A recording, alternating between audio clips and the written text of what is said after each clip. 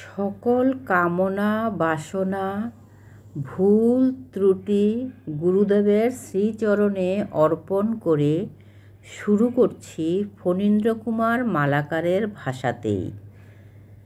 1341 সন দোল পূর্ণিমার 1 মাস পূর্বে ঠাকুর প্রীথিম পাশা সিলেট হইতে জ্ঞানচন্দ্র আচার্যকে সঙ্গে লইয়া আসিয়া উপস্থিত হইলেন। পিতা ঠাকুর প্রণাম করিয়া জিজ্ঞাসা করিলেন, আপনি কেমন আছেন? ঠাকুর উত্তরে জানাইলেন, ভালো আছি বইলাই ঝড়ের কুটার মতো ইতস্তত বিক্ষিপ্ত অবস্থায় আছি। আপনি কেমন আছেন? পিতা ঠাকুর বলিলেন, আপনার দয়ায় ভালো আছি। ঠাকুর, বেশ, ভালো থাকেন। একদিন সন্ধ্যার পাককালে কতিপয় গুরুভ্রাতা আসিলেন। নবদ্বীপ বণিক করজোড়ে নিবেদন করিলেন, বাবা, আমাকে যে নাম দিয়াছেন সেই নামের পরিবর্তে গুরু গুরু বলিয়া ডাকিতে ভালো লাগে এবং তাতে আনন্দও পাই। এখন আমি কি করিব? ঠাকুর, গুরু বলতে নামই গুরু। গুরু শব্দ নাম বই আর কিছু নয়। গুরু নামে আর পাওয়া নামে কোনো পার্থক্য তো দেখি না।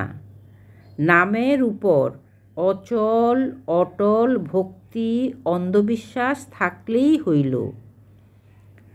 এই নামের সেবা যত্ন করতে করতে নামের সঙ্গে ক্রমে ক্রমে ভালোবাসা জন্মে। ভালোবাসা হইলে পরে অনুরাগ হয়। অনুরাগ হইলে প্রেম হয়। প্রেম হইলে নামে রুচি হয়। রুচি হইলে নামের সঙ্গে প্রেম করতে করতে ভাব হয়।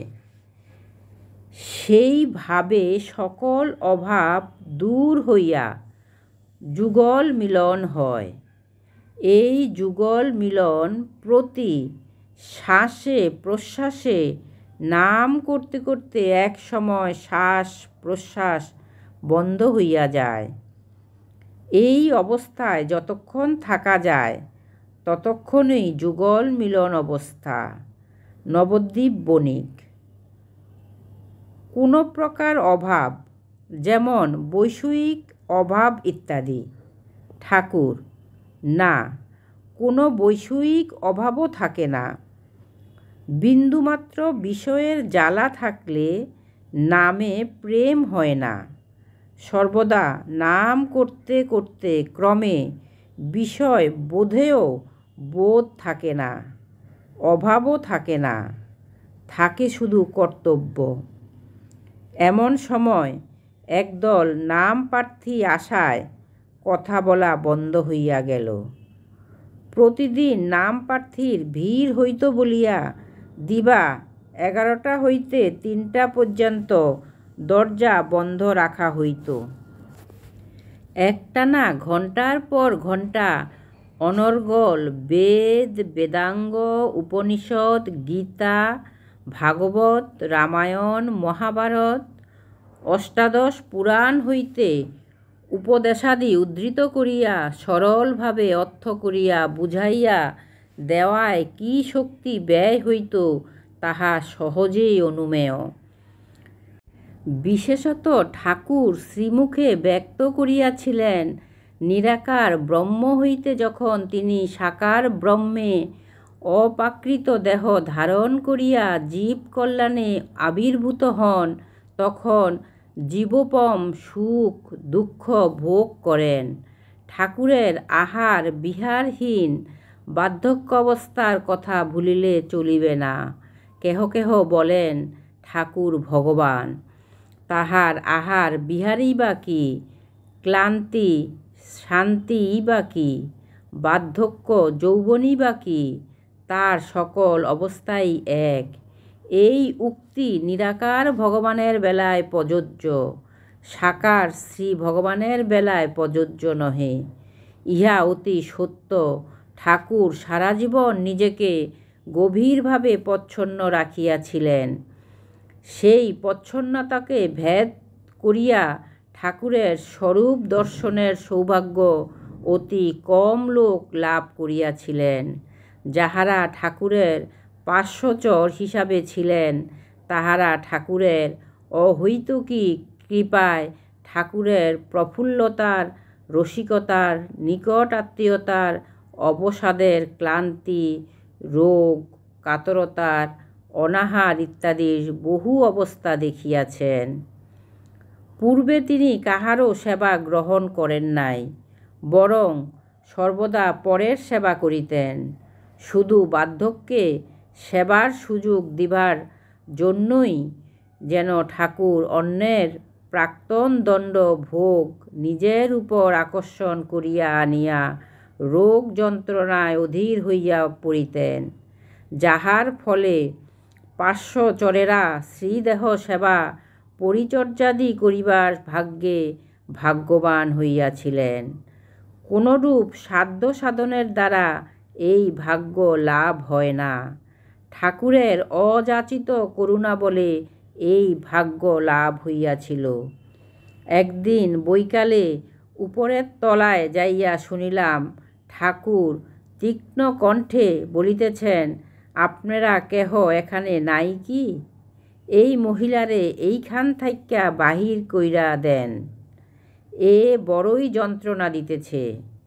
আমি খাটের নিকট যাইয়া দেখি একজন মহিলা দুই হাত দিয়া ঠাকুরের পা দুইখানা শক্তভাবে ধরিয়া পায়ের উপর সজোরে মাথা ঠুকিতেছে। আমি মহিলার হাত দুইটি ছুটাইতে চেষ্টা করিয়া ব্যর্থ হইলাম। তখন আমি মহিলার হাতের একটি আঙ্গুল খুব জোরে উল্টা মোড় দিতেই মহিলা মাগো মাগো শব্দে চিৎকার দিয়া ঠাকুরের পা ছাড়িয়া দিল। সঙ্গে সঙ্গে প্রচণ্ড ধাক্কা দিয়া পেছনের দিকে সরাইয়া দিলাম।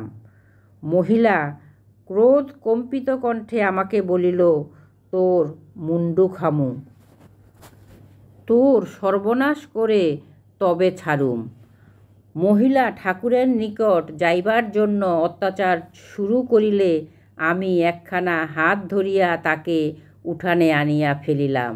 মহিলা আকারে অতি দীর্ঘ, কালো কুচকুচে রং, চোখ দুটি বেশ বড় বড়, পরিধানে লাল পেরে সাদা শাড়ি, ললাট সিন্দুর লেপিত, ওষ্ঠদ্বয় তাম্বুল রাগে রঞ্জিত। মহিলার বয়স অনুমান 43-44 বৎসর।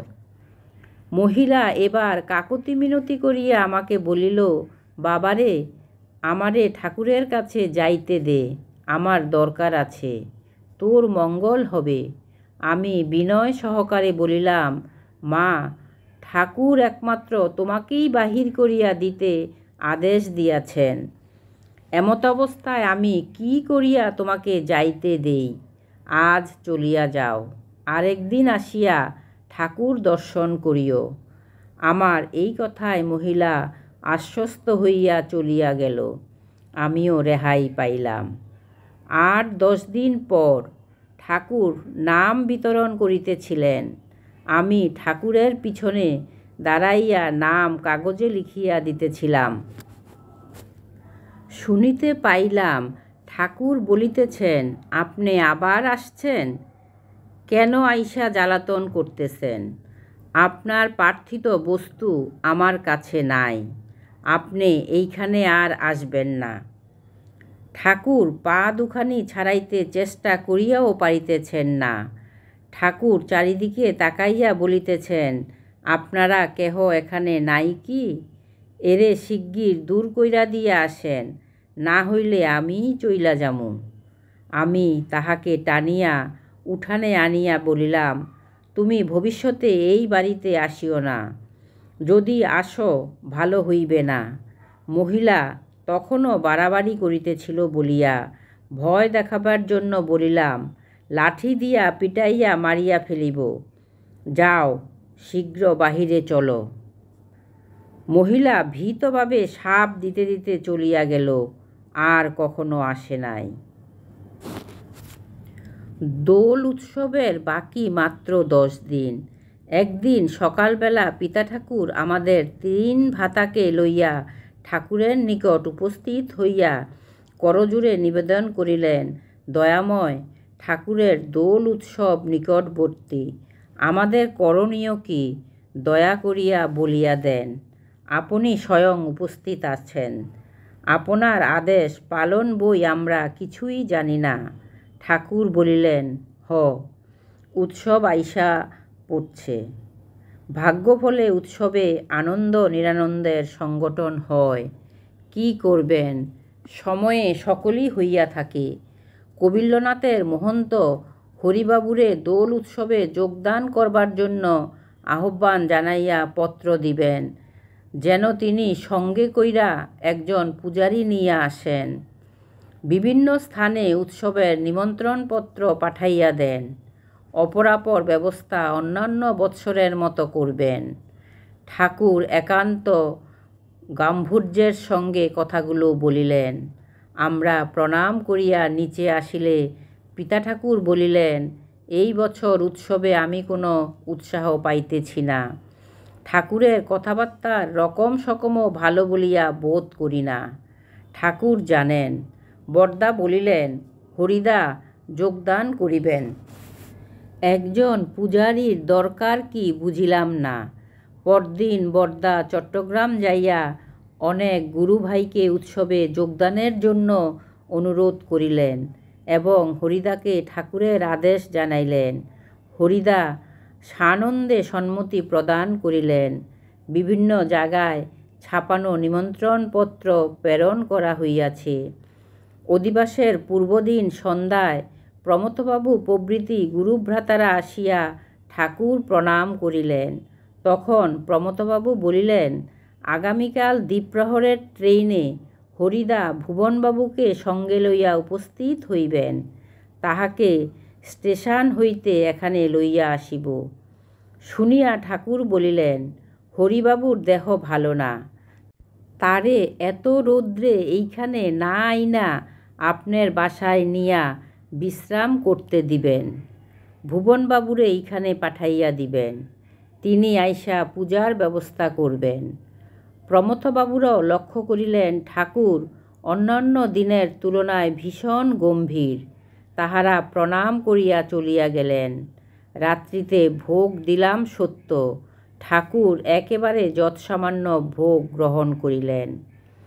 গভীর রাত্রিতে ঠাকুরের নিকট যাইয়া ঠাকুরের সর্বদেহ কোমল করে টিপিয়া দিতে শুরু করিলাম। ঠাকুর অসাড়ভাবে পড়িয়া রহিলেন, একটু নড়াচড়াও করিতেছেন না, যেন গাঢ় নিদ্রাভিভূত। কিন্তু তিনি যে নিদ্রা যান না তাহা জানা কথা। প্রায় 1.5 ঘণ্টা পর বিড়বিড় করিয়া বলিলাম, আজ এত গম্ভীর হয়ে আছো কেন, কি হয়েছে?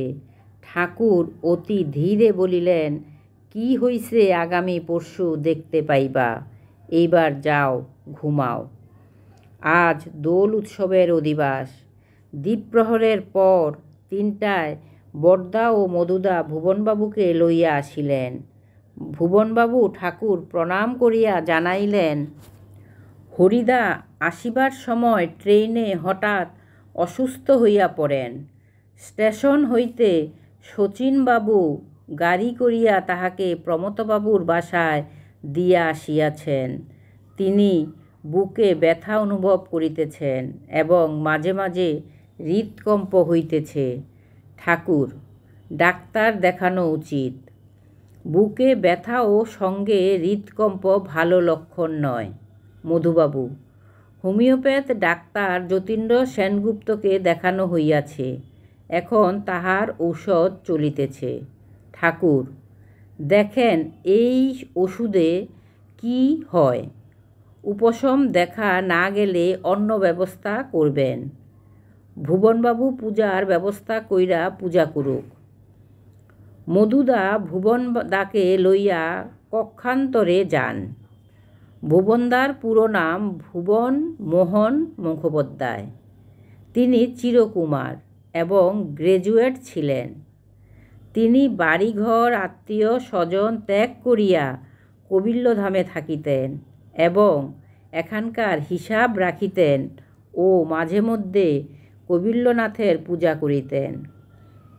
1349 সনে ঠাকুরের আদেশে 13ই ফাল্গুন ঠাকুরের ব্যবহৃত একজোড়া সাদা কাপড়ের জুতা স্থাপন করিয়া কলিকাতা যাদবপুরে কবিল্লধাম প্রতিষ্ঠিত হয়। তাহার অল্পকাল পর হইতে ভুবনদা ওই ধামের কাজ পরিচালনা করিয়া ওই ধামেই দেহরক্ষা করেন। রানীবাড়ি আসাম চা বাগানের মালিক ক্ষিতিভূষণ সেন মহাশয় ঠাকুরের আদেশ অনুসারে যাদবপুর কলিকাতা তাহার নিজস্ব জমির উপর একখানা দোতলা দালান নির্মাণ করিয়া উক্ত জমিসহ দালান ঠাকুরের নামে দানপত্র রেজিস্ট্রি করিয়া দেন। দোল উৎসব উপলক্ষে আমাদের গ্রামের কীর্তনের দল ব্যতীত বাহির হইতে আরও 4 দল কীর্তনিয়ার ব্যবস্থা করিয়া রাখা হইয়াছিল। উক্ত 4 দল উপস্থিত হইয়াছে। সন্ধ্যা 6টায় ভুবনদা ঠাকুর প্রণাম করিয়া গঙ্গা আবাহনের জন্য কীর্তন সহযোগে যাত্রা করিলেন। গঙ্গা আবাহন করিয়া আনিয়া সন্ধ্যায় পূজায় বসিলেন। কীর্তন চলিতে লাগিল। রাত্রি 10টায় পূজা, আরতি, ভোগ অন্তে প্রসাদ বিতরণ শুরু করিয়া রাত্রি 11টায় শেষ হইল। ভুবনদা ভোগ সরাইয়া উপরে চলিয়া যান। পূজা সাঙ্গ হইবার পর মাতা ঠাকুরানী ঠাকুর ভোগ দিয়াছেন। তাহার নিকট শুনিলাম ঠাকুর প্রায় কিছুই গ্রহণ করেন নাই এবং ঠাকুরকে অত্যন্ত উদ্বিগ্ন দেখাইতেছিল। রাত্রি 12টায় মধুদা অধ্যাপকের বাসা হইতে আসিয়া ঠাকুরকে বসা অবস্থায় দেখিলেন। তিনি জানাইলেন হরিদার অবস্থা সংকটজনক। এমবি ডাক্তার বলিয়াছে যে কোনো মুহূর্তে হার্টফেল করিতে পারে। হরিদা আচ্ছন্নভাবে পড়িয়া আছেন।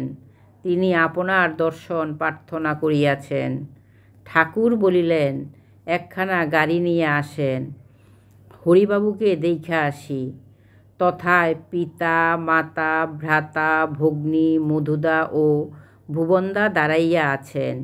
আমি এতক্ষণ কীর্তনেই ছিলাম। সে সময় আমাদের দল কীর্তন করিতেছিল। আমি উপরে গেলে ঠাকুর আমাকে বলিলেন, সুন্দর কীর্তন করছিলেন, ছাইরা এলেন কেন? আমি উত্তর এড়াইয়া জিজ্ঞাসা করিলাম, হরিদাকে দেখে এখনই আবার চলে আসবেন না? ঠাকুর, কি কইরা বলুম? সেদিনও আপনারে বলছি উৎসব শেষ করতে ভাগ্যে দিলে তবে তো। আজও দেখেন কি হয়। পিতা ঠাকুর, আমরা মনে করেছিলাম আপনারে নিয়া উৎসবের আনন্দ করুম। এখন আপনি চইলা গেলে কি রকম হইবে? ঠাকুর, আমি সর্বক্ষণ আছি এবং থাকুম। এই দেহটারে না দেখলে আপনারা মনে করেন আমি নাই। এই দেহটারে বাদ দিয়াও যে আমি আছি সেটুকু কেন বিশ্বাস করেন না? গুরু বাক্যে অন্ধবিশ্বাস থাকা চাই। এমন সময় নিচে মোটর গাড়ির আওয়াজ শোনা গেল। রাত্রি 1টা। ঠাকুর উঠিয়া জয় গোবিন্দ বলিয়া যাত্রা করিলেন। অধ্যাপকের বাসায় পৌঁছাইয়া ঠাকুর হরিদার মাথা বরাবর মাটিতে দাঁড়াইয়া একদৃষ্টে হরিদার মুখ পানে তাকাইয়া রহিলেন। প্রমথবাবু উচ্চস্বরে ডাকিয়া বলিতে লাগিলেন, হরিদা, হরিদা, ঠাকুর এসেছেন। ঠাকুর আপনার শিয়রে দাঁড়িয়ে আছেন, চোখ খুলে দেখুন। এইরূপ বলার প্রায় 2-3 মিনিট পর হরিদা চোখ খুলিয়া ঠাকুরের প্রতি দৃষ্টিপাত করিয়া অপলক নয়নে তাকাইয়া রহিলেন। চোখের জল গড়াইয়া পড়িতেছিল। ঠাকুরের সঙ্গে কথা বলার কোনো চেষ্টা করিলেন না। ঠাকুর লাঠির উপর ভর রাখিয়া ডান চরণখানি হরিদার মাথায় রাখিলেন। হরিদা 2 হাত দিয়া শ্রীপাদপদ্মখানি ধরিয়া অঝরে চোখের জল ফেলিতে ফেলিতে চোখ দুটি বুজিয়া ফেলিলেন। সঙ্গে সঙ্গে হাত দুইখানি শিথিলভাবে বিছানায় পড়িয়া গেল। ঠাকুর হরিদার মাথা হইতে চরণ নামাইয়া লইয়া বলিলেন, এখনও কিছু বিলম্ব আছে, আর ওষুধ দিবেন না। আমারে সুরেশবাবুর বাসায় নিয়া চলেন। তদনুসারে তাহাকে সেই বাসায় পৌঁছাইয়া দেয়া হইল। ভুবনদা হরিদার শিয়রে বসিয়া নীরবে অশ্রুপাত করিতেছিলেন এবং মধ্যে মধ্যে হরিদা হরিদা বলিয়া জোরে ডাকিতেছিলেন। অনেক ডাকাডাকির পর একবার মাত্র ভুবনবাবুর দিকে তাকাইয়া ডান হাতখানি একটু উপর দিকে উঠাইয়া চোখ বন্ধ করিলেন এবং সঙ্গে সঙ্গে হাতখানা শিথিলভাবে বিছানায় পড়িয়া গেল। রাত্রি 3:30টায় ভুবনদা কাঁদিতে কাঁদিতে হরিদাকে প্রণাম করিয়া উৎসবাঙ্গিনায় চলিয়া আসিলেন। রাত্রি প্রভাত হইল। হরিদা সংজ্ঞাহীন অবস্থায় ছিলেন। দিবা 8টায় ডাক্তার আসিয়া পরীক্ষা করিয়া বলিলেন, আর অধিক বিলম্ব নাই। গুরু ভ্রাতাদের ইচ্ছা অনুসারে 2 দল কীর্তনিয়া আমাদের বাড়ি হইতে আসিয়া হরিদার নিকট বসিয়া কীর্তন করিতেছিল। দিবা 9টায় জয় রাম জয় রাম উচ্চারণ করিতে করিতে তিনি দেহত্যাগ করিলেন। সকলে হরিধ্বনি দিয়া উঠিল। ঠাকুর হরিদার দেহত্যাগ সংবাদ শুনিয়া দাঁতপুর মহাশ্মশানে দাহকার্য করিবার জন্য আদেশ দিলেন। হরিদার দেহত্যাগ সংবাদ শুনিয়া সকলে মনমরা হইয়া গেল। উৎসব আনন্দে বিঘ্ন সৃষ্টি হইল। বহু লোক হরিদাকে দেখিতে চলিয়া গেল। মধ্যাহ্নে ঠাকুর পূজা আরতি ভোগ শেষ হইল। দিবা 11টায় হরিদার শবদেহ দাঁতপুর মহাশ্মশানে লইয়া গেলে বরদা সুরেশবাবুর বাসায় ঠাকুরের নিকট গেলে ঠাকুর বলিলেন, আপনি বাড়ি যান ও বাড়ি গিয়া শ্মশানে মহাপ্রসাদ পাঠাইবার ব্যবস্থা করেন। দাহকার্যের সঙ্গে আনন্দ সহকারে সকলে মহাপ্রসাদ গ্রহণ করবেন। এই নির্দেশ অনুসারে 2খানা গাড়ির সঙ্গে ট্রেইলর যোগ করিয়া শ্মশানে মহাপ্রসাদ পাঠাইবার ব্যবস্থা করা হইল। 12টায় হরিদার শবদেহ শ্মশানে উঠাইয়া দিলে শ্মশান প্রদক্ষিণ করিয়া কীর্তন চলিতে লাগিল। বাড়ি আসিয়া দেখি ট্রেইলরে প্রসাদ ভর্তি করা হইতেছে। ট্রেইলর 2টি ভর্তি হইলে 8টি বালতি, 8খানা হাতা, 1খানা বড় হাতা ও 10-12 হাজার কলাপাতা গাড়িতে দেওয়া হইল। দিবা 1:30টায় বরদা প্রসাদ লইয়া রওনা হইয়া যান। বাড়িতেও প্রসাদ বিতরণ শুরু হইল। শ্মশানে 18 ট্রেইলর প্রসাদ পাঠানো হইয়াছিল। 4টায় দাহকার্য সমাপ্ত হইবার পরও প্রসাদ বিতরণ শেষ হওয়া পর্যন্ত কীর্তন চলিয়াছিল। শ্মশানে পার্শ্ববর্তী গ্রাম সমূহ হইতে আগত শত শত লোকের সমবেত কীর্তন, উদ্দণ্ড নৃত্য ও হুঙ্কার আকাশ বাতাস কাঁপাইয়া তুলিয়াছিল। গ্রামাঞ্চল হইতে হাজার হাজার স্ত্রী পুরুষ আসিয়া প্রসাদ তৃপ্তিসহ গ্রহণ করিয়াছে। শ্মশানে আনন্দের হাট বসিয়া গিয়াছিল। বরদা ঠাকুর ভাই কতিপয় গুরুভ্রাতা সমভি ব্যবহারে ঠাকুরের নিকট উপস্থিত হইয়া ঠাকুর প্রণামপূর্বক শ্মশানে আনন্দের সংবাদ জানাইলে ঠাকুর শুনিয়া আনন্দ প্রকাশ করিলেন। পরে বলিলেন, এমন দিনে এরূপ স্থানে ও পরিবেশে একমাত্র ভগবত ভক্তই দেহ রক্ষা করেন। কিছুক্ষণ পর বরদা ও ঠাকুর ভাই ঠাকুর প্রণাম করিয়া বলিলেন, বাড়ি যাই। ঠাকুর বলিলেন, আগামীকাল 7টায় আমারে নিয়া যাইবেন। আমাদের বাড়িতে সারা রাত্রি কীর্তন হইল। প্রত্যুষে কীর্তন সহযোগে নগর ভ্রমণ করিয়া আসিয়া কীর্তন সমাপ্ত হইল। এবার নন্দ উৎসব শুরু হইল। হোলি খেলার দিন, তাতে নন্দ উৎসব। রং বেরঙের খেলায় সকলে কিম্ভূত কিমাকার ধারণ করিল। দেখিলে হাসি সংবরণ করা যায় না। 6টায় নন্দ উৎসব শেষ হইল। আমরা বাড়ির সকলে তাড়াতাড়ি স্নান করিলাম। বরদা 6:30টায় ঠাকুর আনিতে যান। 7টার সময় বরদা ঠাকুর লইয়া আসিলেন। আমি ঠাকুর প্রণাম করিবার সময় শ্রীপদে মাথা রাখিয়া কাঁদিতেছিলাম। তখন ঠাকুর বলিলেন, এই রকম কইরা সবসময় কাঁদো কেন? এই দেহটাকে এত ভালোবাসা লাভ কি? এই দেহ একদিন চইলা যাইব। গতরাত 1টার সময় তুমি বেহাগ রাগিণীতে প্রাণস্পর্শী করুণ মিনতিপূর্ণ সুরে কীর্তন আরম্ভ করায় আমি ওইখান থাইক্কা ছুট্টা আইসা কীর্তন প্রদক্ষিণ করছি। কীর্তনের সঙ্গে তোমরা সহ মঞ্চের চারদিকে ঘুরতে আমারে দেখছ। আর তুমি হারমোনিয়াম বাজাইয়া চক্ষু বুজিয়া অঝরে চোখের জল ফেললা কীর্তন করার ফাঁকে ফাঁকে চোখ খুলতেই আমারে দেখছ। পরে প্রাণ পাগল করা ঝুমুর আরম্ভ করছ। তাই শুন্না আনন্দে হাততালি দিয়া চারদিক ঘুইরা নৃত্য করছি, তাও দেখছ। পিতা ঠাকুর হাততালি দিয়া নাচতে নাচতে বারে বারে আমারে দেখছেন। সুরধনী মা তো পাগলনী প্রায় 2 বাহু উদ্যে তুইলা নাচছেন, তার জ্ঞান ছিল না। শচীনবাবুও নাচবার সময় আমারে লক্ষ্য করছেন। মণিবাবু কাঁসা বাজাইয়া নাচতে নাচতে আমারে দেখছেন। বহু দেবদেবী কীর্তনে যোগ দিয়েছিলেন। নাও ওঠো, উইঠা বলো, তুমি কাঁদো কেন? আমি দাঁড়াইয়া বলিলাম, বলে কি হবে তুমি বুঝতে পারবে না। এই কথা বলিয়াই আমি চোখ মুছিতে মুছিতে নিচে নামিয়া পড়ি।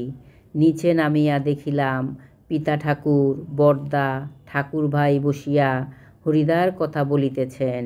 আমি তার মধ্যেই বলিলাম, কাল রাত্রিতে ঠাকুরকে কীর্তনের আসরের চারিদিকে হাততালি দিয়া নৃত্য করিতে করিতে আমাদের সঙ্গে প্রদক্ষিণ করিতে দেখিয়াছেন কি? তাহারা 3 জন চমকিয়া উঠিয়া বলিয়া উঠিলেন, হাঁ হাঁ দেখিয়াছি। কেন, এখন ঠাকুর সেই জন্য কিছু বলিয়াছেন কি? আমি উত্তরে জানাইলাম যে ঠাকুর এই কথা নিজে হইতে বলিয়াছেন। এদিন প্রমথবাবু ঠাকুরকে জিজ্ঞাসা করিলেন, হরিদার পারলৌকিক কার্যাদি কোথায় অনুষ্ঠিত হবে? তদুত্তরে ঠাকুর জানাইলেন, হরিবাবুর আত্মার উদ্দেশ্যে ক্রিয়াকর্ম বিধান অনুযায়ী আশ্রমেই হইবে। কবিল্যনাথের পূজা আরতি ও ভোগ দেওয়ার পর মহাপ্রসাদ বিতরণ করবেন। সব কিছু সাধ্যানুসারে করা ভালো। এই বলিয়া চুপ করিলেন। বেলা 1:30টায় বিধুবাবুরা ঠাকুরের নিকট গিয়া প্রণাম করিয়া জানাইলেন যে তাহারা আশ্রমে যাইবেন। ঠাকুর হরিদার পারলৌকিক কাজ সম্পর্কে নির্দেশ শ্যামদাকে জানাইবার জন্য বলিয়া পরে বলিলেন, হরিবাবুর পারলৌকিক কার্যাদি সম্পন্ন হওয়ার পর শ্যামবাবু সহ আপনারা 3 জন আমার নিকট আসবেন। তাহারা সম্মতি জ্ঞাপন করিয়া রওনা হইয়া যান। হরিদার শ্রাদ্ধের পূর্বদিন দ্বিপ্রহরে বরদা ও ঠাকুরভাই ঠাকুর প্রণাম করিয়া কবিল্যধাম অভিমুখে রওনা হইলেন। আমি সেখানে দাঁড়াইয়াছিলাম। ঠাকুর আমাকে জিজ্ঞাসা করিলেন, আপনি যাইবেন না? আমি উত্তর করিলাম, না, আমি যাব না। ঠাকুর, ও, আপনি আমারে দেখাশোনা করবার জন্য থাকবেন, ভালো। পরে বরদাকে বলিলেন, হরিবাবুর শ্রাদ্ধক্রিয়া সম্পন্ন হওয়ার পর শ্যামবাবুরে এইখানে আসতে বলবেন। হরিদার শ্রাদ্ধ উৎসব শেষ হইলে বরদা শ্যামদাকে ঠাকুরের কথিত সংবাদ জানাইয়া বাড়ি ফিরিয়া আসিলেন এবং ঠাকুরকে জানাইলেন অষ্টপ্রহর নাম সংকীর্তন সহ হরিদার শ্রাদ্ধ উৎসব শেষ হইয়াছে। উৎসবে অগণিত লোক মহাপ্রসাদ তৃপ্তি সহকারে গ্রহণ করিয়াছে। খুব আনন্দ হইয়াছে। 2 দিন পর প্রমথবাবুরা আসিয়া ওই উৎসবের সংবাদ দিলেন। শুনিয়া ঠাকুর বলিলেন, হরিবাবুর কৈবল্য প্রাপ্তি হইছে। প্রমথবাবু জিজ্ঞাসা করিলেন, এখন ধামে মহন্ত পদে কাকে অধিষ্ঠিত করবেন? ঠাকুর, কেন? শ্যামবাবুর কুলকুণ্ডলিনী জাগ্রত হইছে, তিনি মহন্ত পদে অধিষ্ঠিত হইবেন। এই কথা শুনিয়া সবাই ঠাকুর প্রণাম করিয়া সন্তুষ্ট চিত্তে চলিয়া গেলেন। এর 4 দিন পর শ্যামদা, বিধুদা, অখিলবাবু, যোগেশবাবু আসিয়া উপস্থিত হইলেন। শ্যামদা তাহার দৈহিক ও মানসিক অবস্থা জানাইয়া পরে আশ্রমের বিস্তৃত বিবরণ জ্ঞাত করাইলেন। ঠাকুর কিছুক্ষণ চোখ বুজিয়া বসিয়াছিলেন, পরে চোখ খুলিয়া ধীরে ধীরে বলিতে আরম্ভ করিলেন, দেখেন, অভাবে স্বভাব নষ্ট হয়। জীব শুধু বর্তমান অবস্থা নিয়া বিব্রত থাকে, ভবিষ্যতের কিছুই তাদের গোচরে নাই। তাই ইতস্তত কেবল ছুটাছুটি কইরা হয়রান হয়। গুরুবাক্য ধইরা থাকলে সর্বাভীষ্ট লাভ হয়। সময় হইলে সকলই দৃষ্টিগোচরে আসব। ধৈর্যহারা হওয়ার কিছু নাই। ধৈর্যই সম্পদ, ধৈর্যই ধর্ম, কর্ম, জ্ঞান, ধ্যান এবং ত্রিকুল উদ্ধারিণী শক্তি। এই কথাগুলো বলিয়া ঠাকুর পুনরায় চোখ বন্ধ করিয়া বসিয়া রহিলেন। সেখানে যাহারা বসিয়াছিলেন তাহারা ঠাকুরের কথা শুনিয়া পরস্পর পরস্পরের মুখপানে তাকাইতেছিলেন। ঠাকুর কাহাকে বলিলেন, কেন বলিলেন, কেহ হৃদয়ঙ্গম করিতে পারে নাই। শ্যামদা মাথা নিচু করিয়া বসিয়াছেন। প্রায় 20 মিনিট পর ঠাকুর পুনরায় বলিতে শুরু করিলেন, জয়ন্তীমা কবিল্লধাম রক্ষা করতেছেন। তিনি মহাশক্তির তুল্যতা লাভ কইরা লোকচক্ষের অন্তরালে থাইকা জগৎ হিতে রত। তিনি কবিল্লধামের অধিষ্ঠাত্রী রূপিণী। অনন্ত নাগ ফণা বিস্তার কইরা কবিল্লধামে শয়নাবস্থায় আছেন। তাহার জঙ্ঘার উপর শ্রীমন্দির প্রতিষ্ঠিত। মন্দির মধ্যে লক্ষ্মীদেবী নিয়ত শ্রীচরণ সেবায় রত আছেন। মহাকালী এক পদ কবিল্লকুণ্ডে, অপর পদ কামশ্রীকুণ্ডে স্থাপন কইরা সতত দাঁড়াইয়া আছেন। শিব শক্তিতে হরগৌরী সর্বক্ষণ বিহার করেন। কৈলাস তীর্থের ফল শিব শক্তিতে পাওয়া যায়। কৈলাস যাওয়ার প্রয়োজন নাই। কবিল্ল শক্তিতে 10 মহাবিদ্যা বিরাজ করতেছেন। অতএব কবিল্লনাথের সেবায় আত্মনিয়োগ কইরা জীবন সার্থক করেন। চোখ বন্ধ করিয়া ঠাকুর বসিয়া আছেন। প্রায় 10 মিনিট পর অতি নিচু স্বরে বলিলেন, একদা অধর্ম আইসা আশ্রমের সব নষ্ট করব, ধ্বংস হইব না। কালে এক মহাপুরুষ আবির্ভূত হইয়া কবিল্লধামে সর্বধর্মের সমন্বয় সাধন করবেন। ইহা মহাতীর্থে পরিণত হইব, চিন্তা নাই। কিছু সময় পর চোখ খুলিয়া সকলের দিকে তাকাইয়া জিজ্ঞাসা করিলেন, এ কি, আপনারা সকলে বইসা রইছেন কেন? কোনো জিজ্ঞাসা আছে কি না? প্রমথবাবু বলিলেন, শ্যামদাকে এনেছি। তিনি আশ্রমের এত বড় গুরুদায়িত্ব নিয়ে মহন্ত হতে রাজি নন। তিনি যেভাবে আছেন সেভাবেই থাকতে ইচ্ছুক। আমাদের সকলের অনুরোধ সত্ত্বেও তিনি সম্মত হন না। একথা শুনিয়া ঠাকুর বলিলেন, আশ্রমের গুরুদায়িত্ব পালনে শ্যামবাবুর ভীত হওয়ার কিছু নাই। হরিবাবুর নিকট সব দেখেছেন, সেই নিয়মেই চলব। নিয়ম লঙ্ঘন পাপ। শ্যামবাবুরে সকল বিষয়ে সাহায্য পরামর্শ দেওয়ার জন্য বিধুবাবু, অখিলবাবু, যোগেশবাবু, প্রমথবাবু তারা সকলে আছেন। ভুবনবাবু শ্যামবাবুর সাহায্য করবেন। আজ থাইকা শ্যামবাবু মহন্ত পদে অধিষ্ঠিত হইলেন। আশ্রমের সকল দায়িত্বভার তার উপর অর্পিত হইল। বর্তমান মহন্ত তার পরবর্তী মহন্ত নির্বাচন কইরা কাগজে লিখা খাম শিলমোহর কইরা রাইখা যাইবেন। এই বলিয়া ঠাকুর শ্যামদার প্রতি দৃষ্টিপাত করিলে সঙ্গে সঙ্গে শ্যামদা উঠিয়া ঠাকুরের শ্রীপাদপদ্মে মাথা রাখিয়া কাঁদিতে লাগিলেন। ঠাকুর শ্যামদার মাথায় অভয় হাত রাখিলেন। সকলে বারংবার হরিধ্বনি সহকারে আনন্দ প্রকাশ করিলেন। শ্যামদা চোখের জল সহযোগে প্রণাম করিয়া করজোড়ে নিবেদন করিলেন, আমি কিছুই জানি না, সব আপনি জানেন। রাতে আমরা প্রমথবাবুর বাসায় থাকব। ভোরের ট্রেনে আমরা আশ্রমে যাব। ঠাকুর আসেন গিয়া বললে সকলে চলিয়া গেলেন। ইহার 3 দিন পর ঠাকুরভাই মনীন্দ্রকে সঙ্গে লইয়া ঠাকুর সুরেন্দ্রচন্দ্র ভট্টাচার্যের বাসায় চলিয়া গেলেন। জয় গুরু।